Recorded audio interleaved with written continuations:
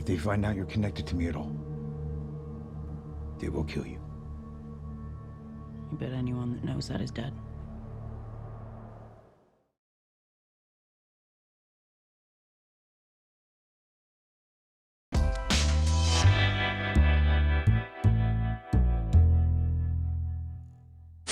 It's funny. So I'm a huge fan of the show, and I saw my parents last night, who are both in like their like late 70s, and they're huge fans of the show as well. And I was telling them that I was interviewing you, and I was telling them that that you're actually English, and they thought I was. They did not believe me for a second. Really? I had to show them on the IMDb because they thought you're. There's like nobody can do an accent that well, and it was kind of. Tell your parents I said thank you and I love them.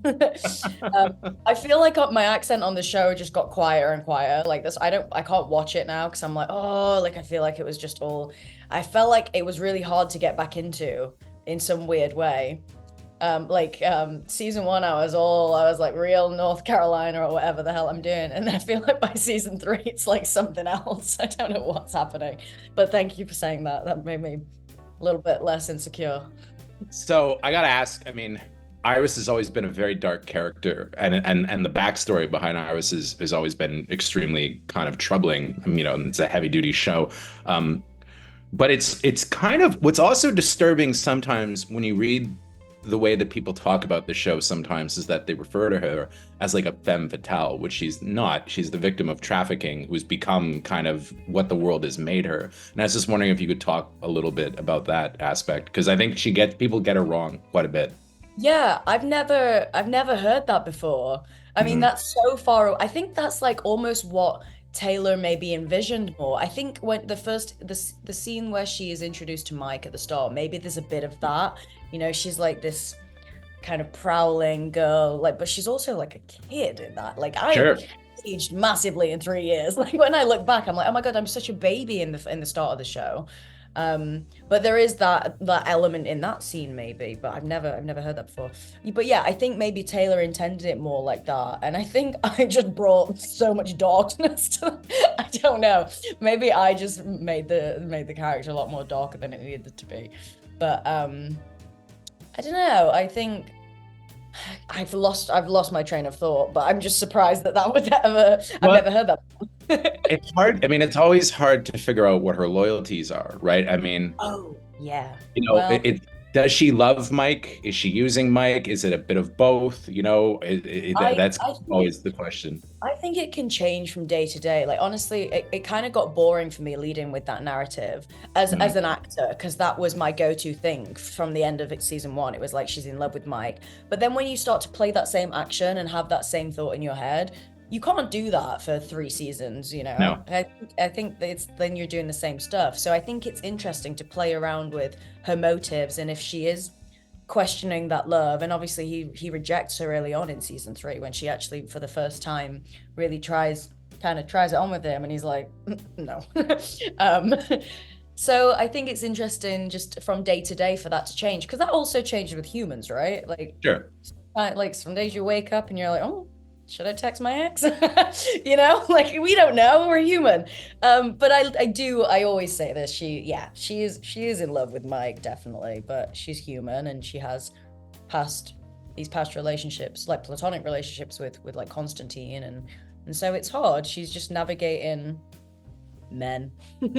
Well, you know, I mean, my theory, my idea, my interpretation of it has always been that Mike was rejecting her for noble reasons, right? He didn't want to just be another man that was exploiting her, right? But I wonder, considering the life that she's been forced to lead, do you think that she's able to realize that, or do you think part of her knows that, or does she just see it as like, oh well, he's rejecting my love, so I don't understand. I don't think. It's such a great question. I don't think she would have. Maybe I think there's a part of her that tries to prove to Mike that she is not broken. I think she thinks that Mike sees her as this young, silly girl who doesn't know what she's. I think she's always trying to prove that, you know, this is the world I grew up in, and this is the life I've had in New York since I was a teenager, and I'm like, I know my shit. And so I think she'll but I don't know. Maybe I don't know what I'm saying. I'm sorry. um, yeah, I think she's just more hurt by the rejection. But maybe there is a part of her that's aware that it's like, come on, Mike, like I'm an adult. We can do this. Is it true that you actually were kind of one of the finalists for 1883, and that Sheridan kind of decided when he saw you acting that this role was kind of perfect for you, and that it was in some ways created for you? The other way around. So Isabel May, who I'm working with at the moment, who is the most amazing girl that I have ever met. Like, she is such a breath of fresh air in this industry. I can't speak highly enough of her. She went up for Iris in Mayor of Kingstown, and she just wasn't right for the role, you know, and for, you know, and maybe I was better suited for it. But Taylor really loved her, so he kind of created the role, her role in 1883, just made the show. I mean, she kind of is the lead. Yeah, for sure. Yeah, and she's perfect in that. So it kind of it all like landed as the way that it should be. But yeah, kind of the other way around. I couldn't see. I really couldn't imagine anybody but you in the role as Iris, because I mean, and I couldn't do what she did in 1883. Like, well, no, I mean, who knows? I mean, but you're terrific in the part. I mean, and it's a great showcase. But what's it like? So, I mean, everybody's kind of, you know, everybody's aware of what happened to Jeremy Renner between seasons 2 and 3.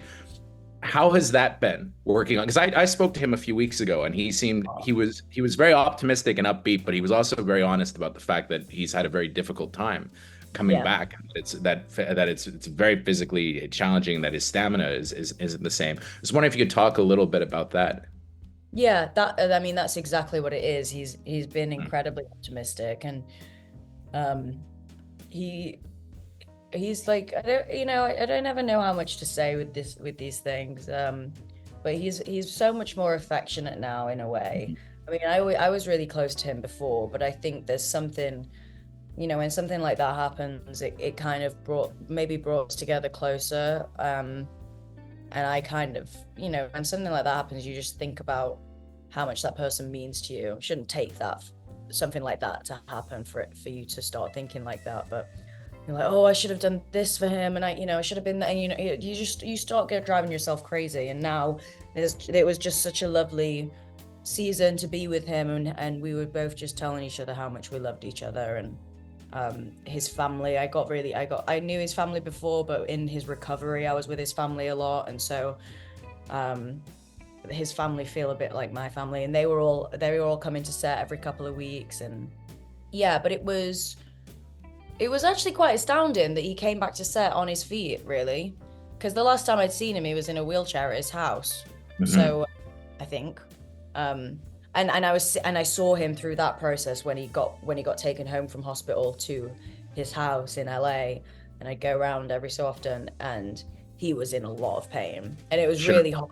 I mean, God knows what it would have been for him, but to be around him and see like his physical state was horrifying.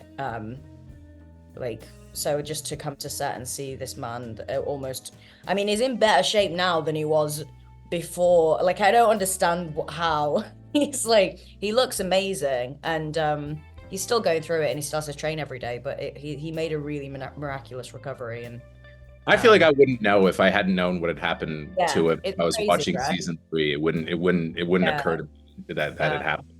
Yeah. And yeah, I just make more of an effort now to check in, and because I think also there's maybe something in the fact that when someone is on their feet after an accident like that, it's easy, you can kind of just be like, oh, he's better. So I'm quite conscious of kind of making sure that I check in, because I know that he's still got a long way to go in some ways, I'm sure. So yeah, he's not back to full health, but it's amazing how far he's come. Yeah. One last question for you. I wanted to ask you, when you're working on a character, when you're working on a character like Iris and over multiple seasons, do you at a certain point start to have a lot more say in kind of the direction that the character is going, and a lot more input? Is it a collaborative thing, or is it just get the pages? Wow, this is what I'm doing. We get the script. They wouldn't tell me. I'm sorry, Paramount. I love these guys, But oh my God, it's crazy because season 1, we were so lucky. We had all 10 episodes. We could build this arc. I'm so proud of my work in season 1. And then season 2 and 3 is just like regular TV. It's like every other show. We got the script sometimes a week or 4 days before we were starting the next 2 episodes. And it would drive us all insane. And makeup and hair and every other department gets the script before the actors. And like there's people in the makeup trailer being like, oh my God, I've just read episode 10. And I'm like, why is everyone reading it but me? Like, I want to know. I knew what happened to my character at the very end of this season. And that was a somewhat collaborative experience. But other than that, between the start and the finish, I had no idea. But it was nice because I did get phone calls from Hugh Dillon, one of the co-creators, and the writers were very respectful and really made me feel a bit more involved this season. It was a lot more put together this season. It ran a lot more smoothly. Season 2 was a little bit scatty, and we moved locations, and it was just this was nice because I got phone calls saying, okay, we've got this in mind. But if I said no, they're still like, yeah, you still got to do it. There's not much of a collaboration there other than what I can do with what's on the page. But I loved the writers, and I love Hugh, and I had a very enjoyable experience this season. I felt very grateful, and I kind of had started to really fall out of love with this show, to be honest, working on it, and just struggling a bit. And it was nice, and I fell back in love with it on this season. So that was really lovely. Speaking very truthfully there, but that's what happened on a show. And, I had a you're amazing on it. I mean, I think your performance is, for me, always kind of highlight of the show. You and Jeremy Renner, your chemistry is great. So thank you very much for your time. I really appreciate you talking to me, and I hope there's a happy ending, but I won't keep my. I won't. We'll see. Yeah. Thank you very much. Thank you. It was lovely to meet you. Lovely to meet you too. Have a good one. Bye.